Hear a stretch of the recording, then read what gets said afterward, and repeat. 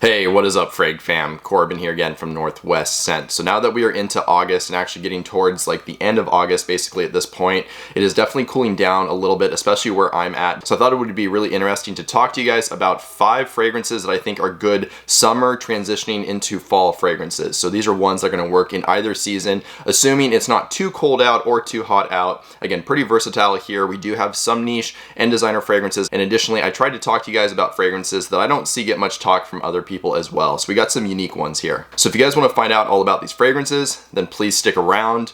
But first, let's roll that intro.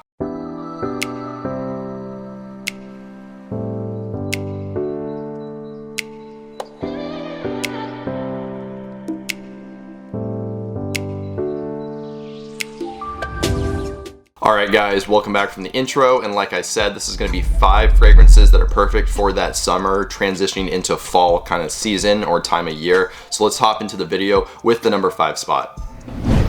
Okay, so starting the video off here with the number 5 spot, this is a niche fragrance. Now, this one I never see get mentioned at all. I think I've seen Sebastian from Smelling Great Fragrance Reviews talk about this one in like one of his videos where he was covering all of the fragrances from this particular house, but you really don't see this one get much talk. I think it is a really solid fragrance. It is a little bit hard to find from this house, but in general, this fragrance house doesn't get much talk, so I think that's kind of why it's just very under the radar. If more people tried this, I think that it would get more talk. I really like this stuff a lot. So this is coming from the house of Diptique, and this is 34 Boulevard Saint Germain in the Eau de Toilette concentration. I really like the Eau de Parfum version, and I'm probably gonna pick that one up eventually. I think that is a little bit darker and definitely more suited for the fall time and the winter time exclusively.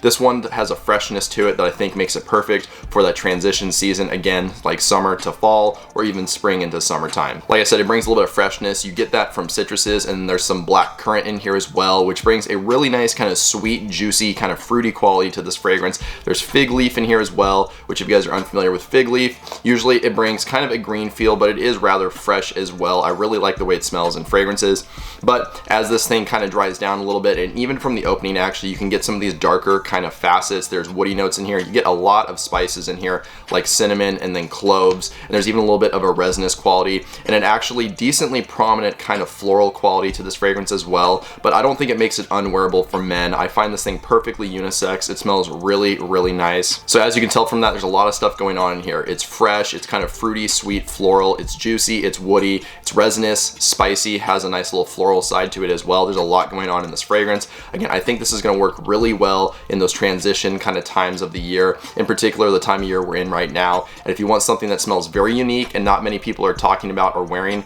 definitely check this one out, again from the house of Diptique. So again, here at the number 5 spot from the house of Diptique, this was 34 Boulevard Saint Germain Eau de Toilette. Okay, so moving on to the next fragrance here in this video. Now this is a unique one, and this is another fragrance like many here on this list that I don't see get much talk. I think this stuff is extremely underrated from the house, and I think part of that reason is just because of the naming of this fragrance, which you guys will hear about here in a second. So this is coming from the house of Amouage, and this is Sunshine Man. People hear Sunshine Man and they think this is gonna be a summer fragrance or something for the hot weather, when really it's not. And frankly, I guess it is kind of a misnomer. I don't really understand what they were going for with it, but if you look at it as more of like a warm weather fragrance or even like a mild weather kind of fragrance, definitely not something for like the super cold weather. If you look at it like that style of fragrance, I think it would be a lot more popular. So this one features lavender, there's brandy in here, orange, there's clary sage, and then vanilla as well. It is aromatic, actually pretty aromatic, but it's equally sweet and syrupy and kind of boozy as well. The brandy here, of course, brings a sweetness similar to cognac as well. It's a boozy note with a very sweet side that works with the vanilla here, and then the orange. To me, it's almost like a mandarin orange style of note where it is juicy, kind of tart, but there's a sweet side to it as well. That's what you get here in this fragrance. The vanilla makes it very creamy, and then like I said, you get that lavender, and the clary sage brings kind of a mature facet to this fragrance, makes it a little bit aromatic in a way.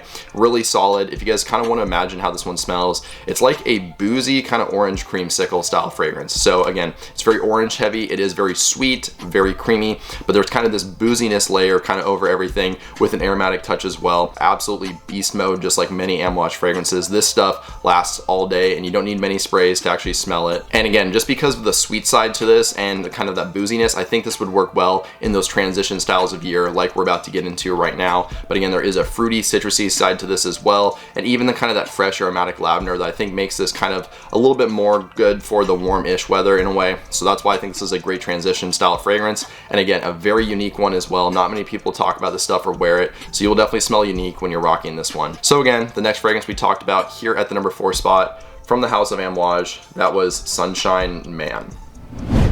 Okay, so moving on to the next fragrance. This is going to be the designer here for this list, and I honestly kind of consider this a niche fragrance, even though it is coming from a designer house. I think it is that style where it is unique, it smells very high quality, and just in general, this brand kind of puts out a little bit more of like quirky style fragrances, not stuff that's very run-of-the-mill. So this is coming from the house of Comme des Garçons, and this is Man 2, which this one's been out for a while, but you still really don't see this one get much mention at all. I think in general, Comme des Garçons is not the most popular fragrance house, but I really like them a lot. This is definitely one of my favorites from the house. This, again, this is kind of a collision of freshness, but kind of richness as well, and some denser notes. So for the fresh side, you get aldehydes in here. There is kumquat, a really unique kind of take on the orangey style of note, and then there are some mint in here, or is mint in here, excuse me, as well. So it is brisk, fresh. The aldehydes make it kind of fluffy and airy, almost like clean laundry in a way, but you're also getting these darker notes. There's a lot of spices in here. You get incense in here. There are some woody notes like vetiver and then mahogany, and then a nice kind of supple leather. It's not a super heavy leather. I really would not call this a leather fragrance, but it is detectable and it's more like a suede accord. Again, fresh notes with these kind of darker notes. That's what this thing is about. And I've actually heard that this smells similar to Gucci Pour Homme 1, the original, the discontinued fragrance that is fetching like $400 a bottle now, you know, something insane like that. I cannot attest to that, but some people have said that that fragrance is similar to this one. I think also what I've heard is that is a little bit more on the drier and woody side. This one has some of those fruity notes that make it just a little bit brighter and more brisk, but still an overall kind of denser profile, I would say. Perfect for this time of year. Again, I would feel comfortable wearing this right now, and I think it's a really good transition season fragrance overall. So definitely check this one out from the house of Comme des Garçons if you guys are interested in this or just trying anything from the house in general. I think this is a pretty good entry-level fragrance for this house. So again, here at the number 3 spot, that was coming from the house of Comme des Garçons, and it was Man 2. Okay, so up next here at the number 2 spot, we have one of my favorite fragrances from this particular house we are about to talk about, and that says a lot because this is currently one of my favorite fragrance houses in my entire collection. So this is coming from the house of Roger Parfums, and this is a Midsommar Dream, which despite the name, you might think that this would be a summer fragrance because of a Midsommar Dream, when it's really not. This is, again, more of a transition season style of fragrance. I would say perfect for springtime or the time of year we're in right now, getting towards fall, which of course is why it's here in this video. This focuses around woody notes, citruses, and then tree resins. So it is technically a chypre, but there's really nothing old school smelling about it. There's maybe a little bit of kind of a more mature vibe to this, but I do not find it vintage smelling, if that makes sense. I find it to be quite a modern fragrance overall. So like I said, it is a chypre, so it opens up with some citruses and woody notes. For your citruses, you get grapefruit and then bergamot in here. It's not really easy to differentiate them. You just get a generally kind of tart, citrusy feel, but quickly it is also woody, and there is a tree resin aspect to this as well, which brings a sweetness, but kind of a piney and almost balsamic feel. There's actually some benzoin thrown in here as well, which Roger Parfums, they do benzoin amazingly. The best use of benzoin I've ever smelled in fragrances comes from this house, so you know it's going to be good when they have it here. And then there's also some spicy facets in here. You get cardamom. There's a little bit of kind of a sweet, creamy vanilla, which really works with this fragrance well. It brings a nice, like I said, sweet quality, but it's not overly sweet. I think it offsets those drier kind of chypre notes really perfectly. And in general, this stuff is just very transportive. This takes me out into the woods when it's a little bit sunny out, but it's not blistering hot. It's just a very calm, relaxing kind of wilderness-like setting. That's what I get from this fragrance, and decent performance overall. This stuff with those denser qualities that it has, I get nice longevity from it, and overall, it's just a really good smelling fragrance. One that I definitely recommend you guys check out if you've not smelled anything from the house, or if you're looking for something that is very transportive and unique, but still very appealing at the same time. So again, here at the number 2 spot, one of my top recommendations from the house in general. Again, the house was Roger Parfums, and then we were talking about a Midsommar Dream. Okay, and finally here at the number 1 spot, we have a fragrance that has managed to balance uniqueness and appeal very, very well. Like, it is perfectly done. Usually with a fragrance that is unique, it may not smell that appealing, just because in order to push those uniqueness boundaries, they have to do stuff that is wildly different, that has not been done, which is usually going to bring a little bit of a challenge to the fragrance, unfortunately. This one, I've never smelled anything like it, but I still find it to be a very just sexy and appealing fragrance overall. And again, perfect for the time of year we're getting into right now. So this is coming from the house of Ormond Jane, and this is Ormond Man. And wow, this is an amazing woody fragrance. If you guys are into stuff that is coniferous, green, woody, I really like those styles of fragrance, you're probably gonna like this one, although there is a lot more to it than just some woodiness. All right, so this does bring a nice little bit of a tartness in the opening. That's actually coming from some bergamot and then pink pepper as well, which is a nice kind of fresh, tart, spicy note. There is juniper berries as well. Usually they bring kind of an astringent vibe to the fragrance. I don't really get that here. It's not super sharp and piercing, but you do kind of pick up on them a little bit, just bring kind of this fruity quality in a way.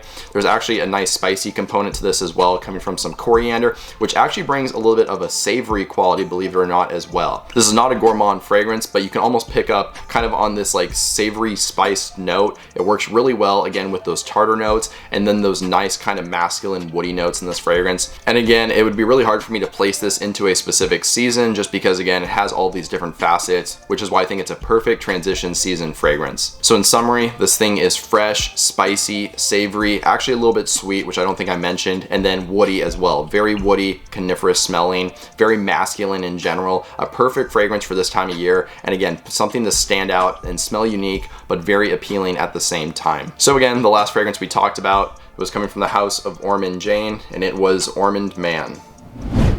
Well, there you guys go. That was 5 perfect fragrances for that summer transitioning into fall time of year. I really hope you guys enjoyed this list, and if you guys did, I would really appreciate dropping a like just to show your support, and then that way more people can see my videos on YouTube.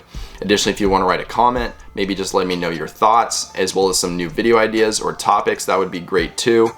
And since you're down there doing all that stuff, if you've not already, if you could hit the subscribe button and then the bell notification, that would be amazing. That way you stay up to date on new videos whenever they get released going forward. But with all that out of the way, that's all I really have for you guys today. So I hope you have a good one. Stay healthy, stay wealthy, and smell great.